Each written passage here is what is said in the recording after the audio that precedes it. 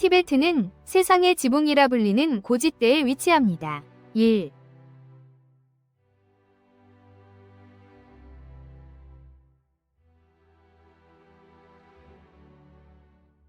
그곳에서는 소똥을 역병처럼 피하지 않습니다. 오히려 부의 상징.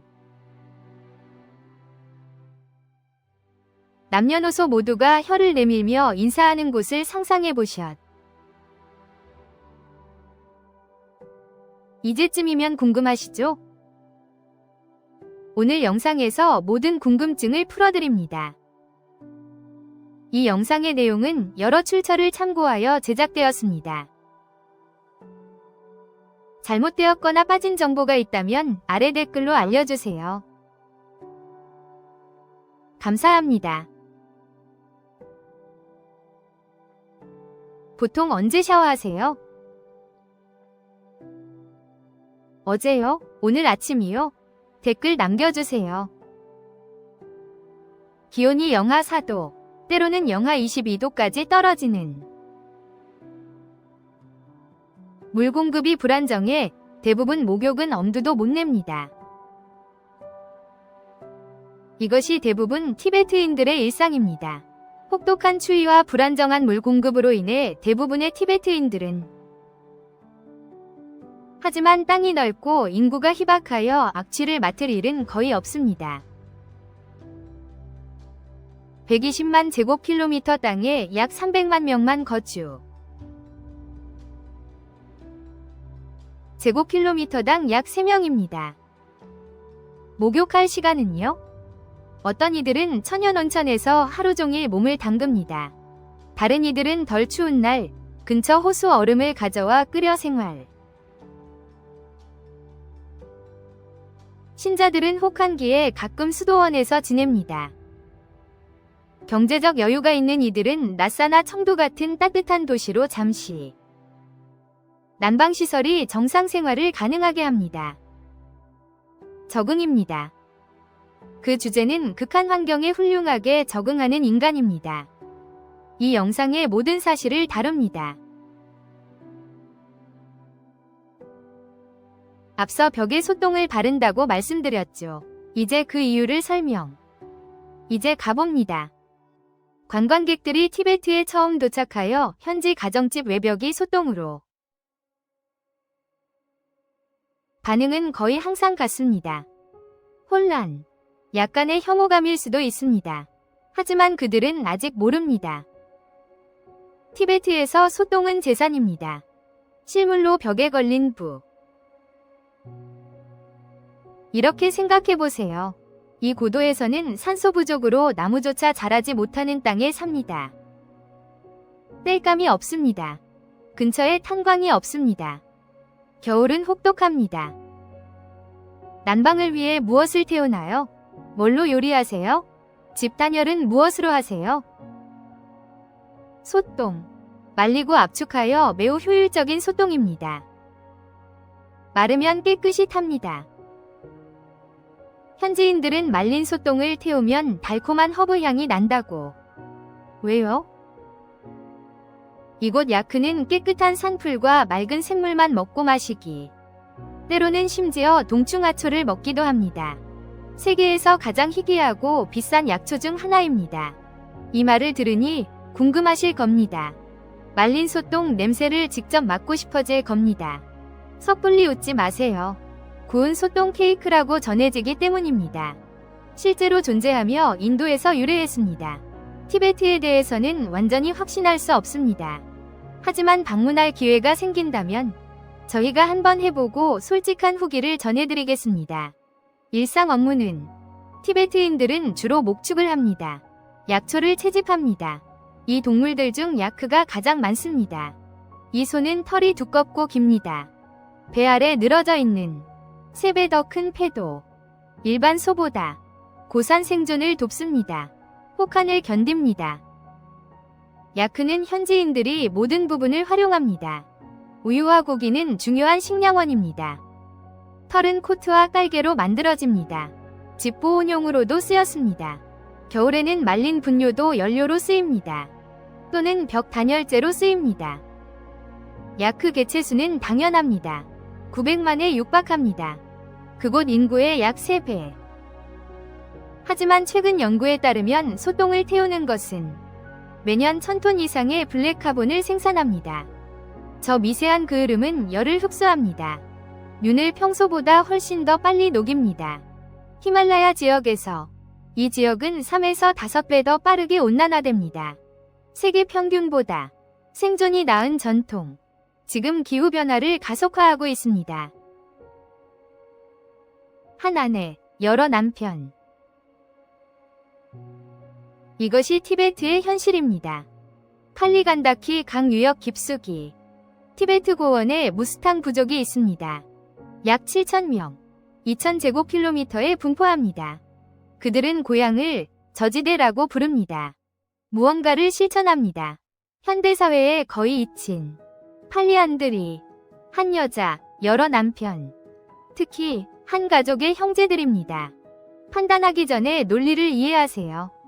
이 산악지역의 땅은 희소하며 개인 소유입니다. 아버지가 돌아가시고 아들들이 각자 헤어집니다. 가족의 땅은 나뉘고 다시 나뉩니다. 더 이상 살 수 없을 정도로 작아질 때까지. 하지만 형제들이 한 아내를 둔다면 한 가구를 이룹니다. 땅은 분할되지 않습니다. 가족은 굳건합니다. 혈통이 이어집니다. 오늘날 현대사회가 스며들면서 바깥 세상이 더 가까워지면서 이 전통은 점차 쇠퇴했습니다. 하지만 완전히 사라진 것은 아닙니다. 흥미롭게도 바로 이 관습입니다. 연구자와 관광객을 끄는 매년 여름 무스탕 마을로 경제적 이득을 줍니다. This is concise, polite, 합니다체, and. 현재 그 공동체를 지탱합니다. 보호하기 위해 만들어진 전통입니다. 매년 여름 지역 전역의 무스탕족이 로만탕에 모여 얄롱말 축제를 엽니다. 경마, 전통춤과 화려한 의상이 펼쳐집니다. 무스탕족은 화려하게 옷을 입습니다. 다른 티베트 부족처럼 남녀 모두 머리를 길게 땄습니다. 그들은 고대 로케이어를 사용합니다. 무스탕족은 마지막으로 남은 세계의 티베트 문화 중 하나로 여겨집니다. 티베트로 여행하여 무스탕족의 독특한 문화를 직접 경험할 기회가 있다면 그 기회를 잡으시겠습니까? 그렇다면 아래에 3번을 댓글로 남겨주세요. 특이한 장례 풍습을 들어보셨다면 시신을 야외에 두는 발리 트루냔 마을처럼 중국 절벽에 관을 매다는 것, 인도네시아 타라자족처럼 고인과 함께 사는 것과 같은 티베트의 천장은 진정한 문화 충격일 것입니다. 티베트는 단단한 바위 고원에 있습니다. 땅이 꽁꽁 얼어 있습니다. 1년 중 대부분은 매장을 거의 불가능하게 만듭니다. 나무는 매우 희귀하여 화장은 엄청나게 비쌉니다. 조장은 이상한 선택이 아닙니다. 유일하게 논리적인 방법입니다. 여정은 새벽에 시작됩니다. 해가 막 떠오를 때 얼어붙은 산맥 위로 고인의 가족이 모입니다. 그들은 시신 바로 옆을 걷지 않습니다. 경의를 표하며 거리를 유지합니다. 경전을 외우고 장례 음악을 연주합니다. 분위기를 조성하며 엄숙하고 신비롭습니다. 시신은 운반됩니다. 산의 특정 장소로 로자파라 불리는 전문가들이 시신 처리의 달인들입니다. 작업을 시작합니다. 독수리들이 내려옵니다. 티베트 불교 신앙에 따르면 사람이 죽으면 영혼은 이미 육체를 떠나 새로운 윤회의 주기를 시작합니다. 육체는 이제 껍데기에 불과하며 텅 빈 그릇입니다. 독수리들이 그것을 먹도록 허락하는 것은 최고의 자비로운 마지막 행위로 여겨집니다. 고인의 환원, 현세를 마지막으로 밖에서 끔찍해 보이는 것. 티베트 불교에서 가장 아름다운 곳 중 하나, if referring to a place, 그리고 이타적인 행동들, 그 인식의 괴리, 혀실은 바로 이렇습니다. 티베트가 이토록 매혹적인 이유, 혀를 내밉니다. 전 세계 대부분의 지역에서 무례합니다. 일부 지역에서는 징조입니다. 싸우고 싶으세요? 티베트에서는 가장 따뜻한 곳 중 하나입니다. 가장 진심 어린 인사, 다른 사람, 그런데 왜? 이것은 어디에서 왔을까요? 기원은 한 이야기에서 비롯됩니다. 9세기부터 티베트인들은 이야기를 전했습니다. 랑자르마 왕의 불교를 잔혹하게 탄압한 통치자, 끔찍한 만행을 저질렀습니다. 혀를 가졌다고 전해진다. 새까만 사람들은 그가 물결표할까 봐 두려워했습니다. 평범한 인간으로 환생하다. 그들 속을 들키지 않고 걷습니다. 그래서 그들은 그들의 것을 낯선 이를 만나면 혀를 내밉니다. 검은 혀는 위험을 뜻했습니다. 분홍색 혀는 안전을 뜻했습니다. 증명수단이었습니다. 당신이 아니었던 것을 말없이 악의 환생, 두려움을 막기 위해 시작된 것은 서서히 변화했습니다. 훨씬 아름다운 오늘 두드러지는 것은 티베트에서는 이런 의미입니다. 저는 나쁜 사람이 아닙니다. 악감정은 없습니다. 평화롭게 왔습니다. 악수는 없습니다. 거창함도 없습니다. 인사드립니다. 공연은 없습니다. 솔직하게 내민 혀일 뿐입니다. 해야 할 말을 다 하다. 조용히 무언가가 있습니다. 발견한 문화에 대한 깊은 통찰입니다. 선의를 전하는 방식. 한마디 말도 없이 단 하나의 복장이 모든 것을 말해줄까요? 그들의 부는요? 그들의 지역은요? 혼인 상태는요? 그들의 믿음은요? 직물과 색으로 모든 것이 전달됩니다. 말 한마디 없이 티베트에서는 옷은 유행에 뒤떨어집니다. 삶의 기록입니다. 대표적인 의상은 추바, 코트입니다. 두껍고 넉넉하며 양모로 손수 짠 양가죽이나 모피로 추바는 견디도록 만들어졌습니다. 티베트 고원의 뼛속까지 시린 추위를. 하지만 모든 추바가 같지는 않습니다. 산 위쪽에 사는 사람들은 더 두껍고 겹겹이 껴입습니다. 낮은 지대에 사는 사람들은 더 가볍고 몸에 맞는 것을 입습니다. 코트는 말 그대로 진화합니다. 기후와 지역에 따라 티베트 여성들은 이를 더욱 발전시킵니다. 길고 여러 겹 치마, 정교한 주름, 화려한 무늬와 색상은 너무나 선명하여 마치 하얀 눈밭의 그림 같습니다. 그들의 장신구는 은, 산호, 터키석으로 장식용이 아닙니다. 각 돌은 영적인 의미를 지닙니다. 많은 이들은 터키석이 악을 물리치고 행운을 가져다주며 신에게 경의를 표한다고 믿습니다. 사회적 의미는 더욱 깊어집니다. 줄무늬 벨트를 맨 여성은 거의 기혼입니다. 모자 스타일은 사회적 지위를 나타내며 상의 재단 방식은 티베트 어느 지역 출신인지 알려줍니다. 티베트는 유명합니다. 버터 차로. 이는 전통적인 음료로 여러 세대 티베트인들이 혹독한 겨울을 나는데 온기, 칼로리, 영양분을 한 잔에 제공합니다. 이는 티베트인의 삶에 이탈리아의 커피나 영국의 차만큼 중요합니다. 하지만 티베트는 재배할 수 없습니다. 단 하나의 찻잎도. 기후가 너무 혹독합니다. 고도가 너무 높습니다. 차 재배에 필요한 조건은 티베트 고원에 없습니다. 그렇다면 어떻게 버터차가 티베트 문화의 생명줄이 되었을까요?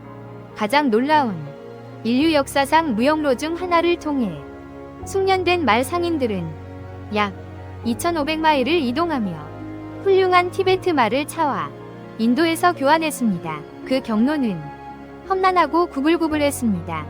가장 험준한 산악 지형을 지구상에서 이 길은 알려졌습니다. 차마고도로.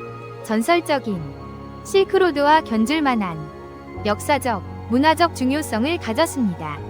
음료의 너무 헌신적인 문명은 그것을 얻기 위해 2,500마일의 무역 로를 건설했습니다. 진정한 헌신입니다.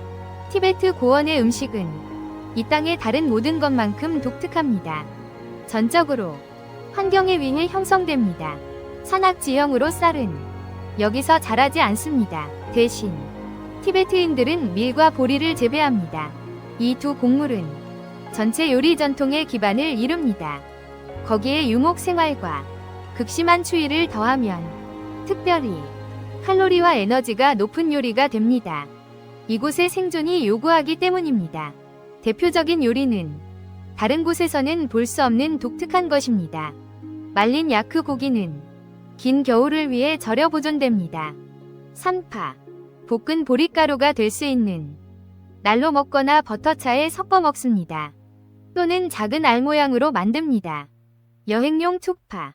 몸을 녹여주는 든든한 국수. 속속들이요. 그리고 장. 전통적인 보리 맥주. 현지인들이 수세기 동안 양조해온. 하지만 가장 특별한 요소는 티베트 요리에서 요리가 아닙니다. 설련화, 희귀 약초입니다.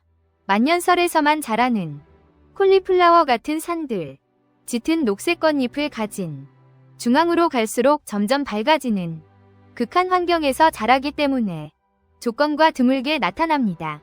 빽빽한 설련화, 가장 귀한 것 중 하나로 꼽힙니다. 세계의 약초, 물결표에 버금가는 가치, 천년 묵은 인삼 또는 영지, 버섯, 그리고 어떤 면에서는 훨씬 더 가치 있습니다.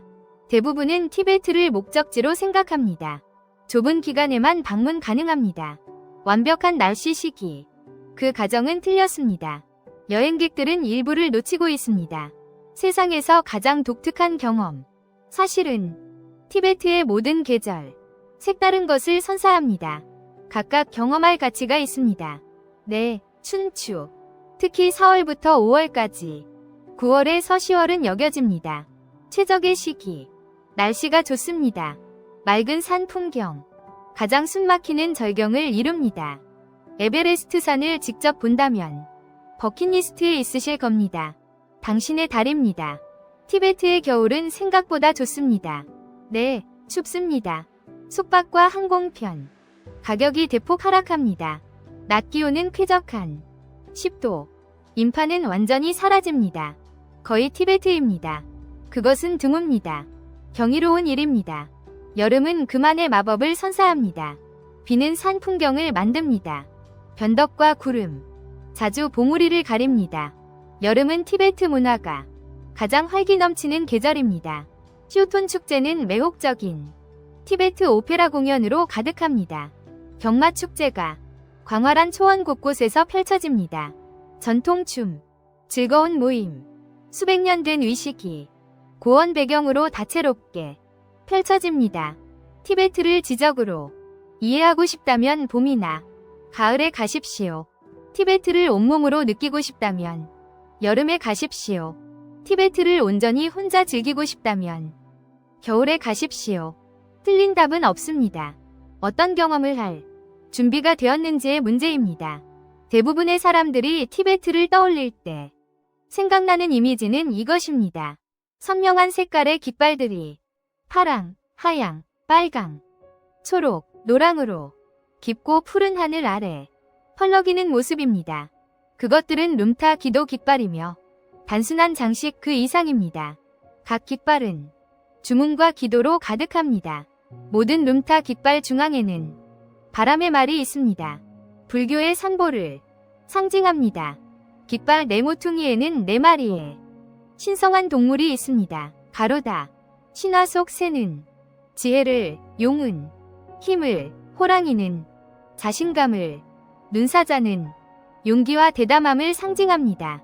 믿음은 단순하고 아름답습니다.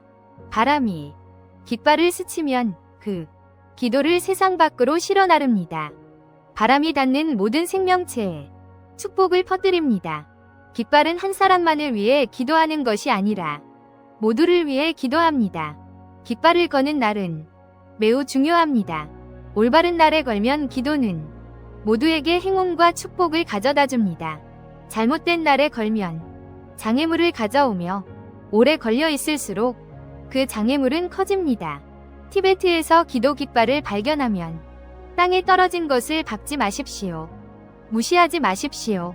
주워서 어딘가에 걸거나 높이 걸거나 현지인 집에 가져다 주십시오. 그 작은 행동은 상상 이상으로 큰 의미가 될 것입니다. 그곳 사람들에게 이 이야기에는 한 가지 더 있습니다. 거의 아무도 모르는 고대 히말라야에서는 룸타 깃발이 너무나 소중하게 여겨져서 아들이 결혼하여 아내의 집으로 가면 그의 가족은 그에게 룸타 깃발을 지참금으로 주었습니다. 금도 땅도 아닌 깃발을. 티베트에서는 바람이 전하는 축복이 어떤 물질적 소유물보다 더 가치 있었습니다. 불교를 이해하지 않고는 티베트를 이해할 수 없습니다. 불교는 티베트 삶의 운영 체제이며 사람들이 서로 인사하는 방식, 죽은 자를 매장하는 방식, 옷차림, 거래 방식, 시간에 대한 생각, 그리고 자신들의 존재를 이해하는 방식을 형성합니다. 90% 이상이 티베트 인구의 티베트 불교를 믿습니다. 티베트에는 7,000개 이상의 사원이 있었습니다. 오늘날에도 수십 년간의 정치적 혼란과 탄압에도 불구하고 1,000개 이상의 사원이 이 지역에서 여전히 활동 중입니다. 사원은 단지 예배 장소가 아닙니다. 학교, 커뮤니티 센터이며 병원, 그리고 수세기 전부터 이어져 온 지식의 보고입니다. 티베트 사원에 들어서는 것은 박물관을 방문하는 것과 다릅니다. 살아 숨쉬는 기관에 들어서는 것과 같습니다. 대부분의 국가보다 더 오랫동안 계속 운영되어 온 곳입니다. 꼭 방문해야 할 장소들은 가장 특별한 건축물 목록과 같습니다. 라싸 위로 13층 높이로 솟아있는 포탈라 궁은 라싸 위 이야기, 한때 달라이라마의 겨울 거처였습니다. 그리고 건축학적으로 가장 인간이 지은 놀라운 건축물 중 하나로 남아있습니다. 조캉 사원은 가장 신성하게 여겨집니다. 티베트 불교의 성지, 세라 사원. 승려들이 활발한 철학 토론을 매일 오후 벌이는 수백 년간 이어져 왔습니다. 타실룸포 사원, 판첸라마의 거처입니다. 모든 방문객을 압도하는 곳도 있습니다. 롱복 사원은 5,009m에 위치하며 해발 세계에서 가장 높은 사원입니다. 에베레스트 상기식에 있습니다. 명상에 잠겨 올려다보면 세상에서 가장 높은 산봉우리가 창문 너머로 보입니다. 이것이 승려들의 일상입니다. 롱복의 불교는 티베트 문화에 영향을 준 정도가 아닙니다. 문화를 건설했습니다. 돌 하나하나, 기도 하나하나로 1000년 이상에 걸쳐 오늘날 티베트는 독립국도 아니고 몽골의 일부도 아닙니다. 문화적 유사성으로 인해 외부인을 오도합니다. 대신 자치 지역과 여러 중국성의 통치를 받는 지역으로 나뉩니다. 역사적으로 티베트의 지위는 변해왔습니다. 때로는 완전한 독립국으로 존재했습니다. 자체 정부, 통화와 국제적으로 인정받는 외교관계를 가졌습니다. 다른 때에는 영향력이나 통제하에 놓였습니다. 강력한 중국과 몽골, 왕조의 때로는 동맹으로, 때로는 무력으로, 현재의 현실은 중국의 티베트 지배는 협상이나 민주적 선택이 아닌 군사 개입으로 이루어졌습니다. 그 후 수십 년간의 통치는 많은 이들이 주장하듯 티베트 문화와 종교적 정체성을 억압했습니다. 하지만 티베트의 중요성은 훨씬 역사나 정치를 넘어섭니다. 제3위 극으로 알려진 가장 큰 담수, 극지방을 제외하고 보유하고 있습니다. 그 고원에서 아시아의 가장 큰 강들이 흐릅니다. 메콩강, 양쯔강, 황하강, 겐지스, 인더스강입니다. 수십억 생명을 유지합니다. 여러 나라에 걸쳐 티베트를 지배하는 쪽은 아시아 수자원을 통제합니다. 이는 비유가 아닙니다. 수문학입니다. 가장 중요합니다. 가장 덜 알려진 지정학적 현실. 21세기.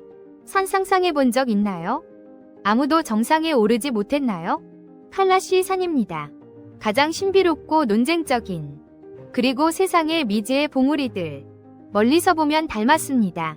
완벽한 피라미드. 마치 자연을 초월한 힘이 빚어낸 듯. 눈 덮인 봉우리가 빛납니다. 극한 환경에서도 티베트인들에게는 칼라시는 신성합니다. 더 높은 영역으로의 관문. 물리적인 것의 경계가. 그리고 영성이 옅어진다. 많은 잘 갖춰진 탐험대. 오르려 했습니다. 성공하지 못했습니다. 늘 날씨 때문은 아닙니다. 또는 지형. 하지만 무언가 느껴져서 다른 등반가들이 위지를 잃었다고 보고됩니다. 계속하다. 나침반이 이유 없이 고장나고 심지어 이상한 왜곡. 시공간에. 다음은 숫자입니다. 칼라시는 6,666m에 위치합니다. 6,666km 떨어져 있습니다. 스톤헨지에서 똑같은 거리. 북극에서 남극까지 거리 13,332km. 딱 2배. 우연일까요? 하지만 패턴은 깊어진다. 칼라시와 다른 집단을 잇는 측정치. 고대 유적지는 정밀하게 따릅니다. 수학적 관계. 이로 인해 아닐 수도 있다는 이론이 제기됩니다. 아주 자연스럽습니다. 고대 건축물로 추정됩니다. 또는 지구 에너지 망 중심점. 사실 또는 추측. 아무도 단언할 수 없습니다. 확실한 건 이겁니다. 티베트인들에게 칼라시는 신성합니다. 등반하거나 변경해서는 안 됩니다. 또는 주장했다. 정복 대상이 아닙니다. 하지만 존중할 만한 것. 어쩌면 그 관점. 지배보다 존경. 인류가 관계 맺는 가장 현명한 방식입니다. 자연으로. 드넓은 산맥 너머. 티베트 고원은 아시아의 수원지라 불립니다. 은유가 아닙니다. 실제로 가장 큰 담수량을 보유합니다. 극지방 밖에 10개 이상의 주요 강이 수원입니다. 인더스, 겐지스 등, 황하, 장강, 그리고 메콩강. 이 강들은 아시아 전역에 흐릅니다. 20억 명 이상을 지탱하는 메콩강만 약 2,500마일입니다. 티베트에서 시작해 6개국을 거쳐 흐릅니다. 중국, 미얀마, 라오스, 태국, 캄보디아와 베트남. 바다에 닿기 전에 고원에는 1,500개 이상의 호수도 있습니다. 그중 칭하이 호수도 있습니다. 중국 최대의 내륙 염호, 약 1,700제곱마일입니다. 해발 4,000m 이상. 그리고 마나사로바 호수가 있습니다. 세계 최고 담수호, 15,000피트 넘는 고지에 있습니다. 빙하수가 공급됩니다. 물이 투명해 바닥이 보입니다. 티베트 신앙에선 씻거나 마시면 영혼이 정화됩니다. 매년 전 세계 순례자들이 기도하러 이곳을 찾습니다. 명상하고 신성한 물에 몸을 담급니다. 고대 사원에 둘러싸인 호수 너머 빙하가 있습니다. 페드첸코 빙하. 극지방을 제외하고 가장 큰 48마일 뻗어 있습니다. 곳곳에 3,000피트 넘는 두께의 얼음이 있습니다. 하지만 거의 한 세기 동안 꾸준히 줄어들고 있습니다. 티베트는 단순한 문화유산이 아닙니다. 대륙 전체의 생명줄이다. 녹고 있습니다. 세계 항공 지도를 보세요. 바로 한 가지 특징이 눈에 띕니다. 티베트 고원 위 광활한 빈 공간. 주요 항로가 없습니다. 가장자리를 지나는 소수의 길. 왜 현대항공은 지구의 한 지역 전체를 피할까요? 이유는 4가지입니다. 첫째, 비상공항 부족. 고원의 면적은 250만 제곱킬로미터입니다. 하지만 약 15개 공항만이 중형 상업용 항공기를 수용할 대부분 가장자리에 앉아 있습니다. 중앙의 선택지는 극히 제한됩니다. 존재하는 곳도 4,000m 이상 고도입니다. 험준한 지형에 둘러싸여 착륙은 고도의 기술과 위험을 요합니다. 둘째, 산소입니다. 항공기 비상 시스템은 산소를 공급합니다. 약 10에서 20분간 10,000피트 아래로 하강할 시간만 됩니다. 하지만 티베트 대부분은 그 고도보다 높습니다.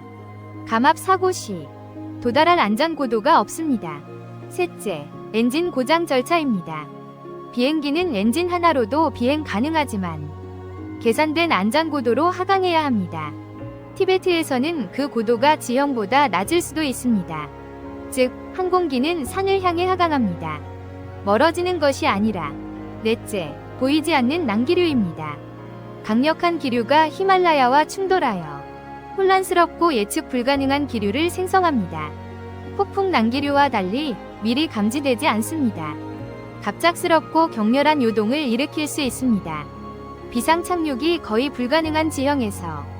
따라서 지도상의 빈 공간은 우연이 아닙니다. 이는 최첨단 기술의 한계를 반영합니다. 15가지 사실, 하나의 땅. 하지만 우리는 아직 표면만 긁었을 뿐입니다. 티베트는 소똥이 화폐인 곳입니다. 혀가 여권인 곳. 죽은 자를 하늘에 바치는 곳입니다. 오를 수 없는 산이 있는 곳. 20억 생명을 지탱하는 물이 시작되는 곳. 우리가 만든 기계로는 정복할 수 없을 만큼 하늘조차 희박한 곳. 여러분께 드리고 싶은 질문이 있습니다. 매년 더 빠르게 변화하는 세상에서 문화를 획일화하고 고대 지혜를 편리함으로 대체하는 티베트 같은 곳이 사라질 위기에 처할 때 우리는 무엇을 잃을까요? 어떤 지식, 어떤 관점, 어떤 인간적인 삶의 방식이 함께 사라질까요? 아래 댓글에 답변을 남겨주세요. 저는 모든 댓글을 읽습니다. 이 영상이 15분 전과는 다르게 티베트를 보게 했다면 이 영상을 봐야 할 사람과 공유해주세요. 어떤 이야기는 세상의 지붕에 숨겨져 있기에는 너무 중요하기 때문입니다. 구독 버튼 누르는 것을 잊지 마세요. 다음 영상에서 다시 만날 수 있도록 알림벨을 켜주세요. 오늘 저희와 함께 해주셔서 정말 감사합니다. 즐거우셨기를 바랍니다. 여러분의 지지는 정말 큰 힘이 됩니다. 행운을 빕니다.